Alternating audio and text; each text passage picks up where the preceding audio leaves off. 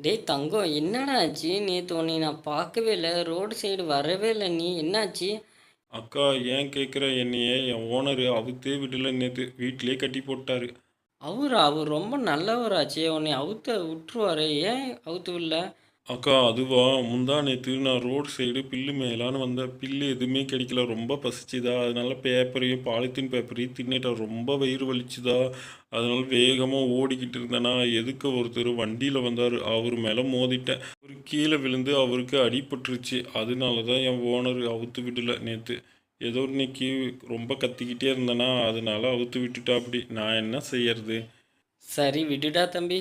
பேப்பர்லாம் சாப்பிட்டா வயிறு வலிக்கத்தான் செய்யும். இதெல்லாம் ஒன்றும் பண்ண முடியாது. இங்கே பில்லெல்லாம் குறைஞ்சிருச்சு. வேறு வழி இல்லை. நம்ம பசிக்கு நம்ம பேப்பர் தான் தின்னாகணும்.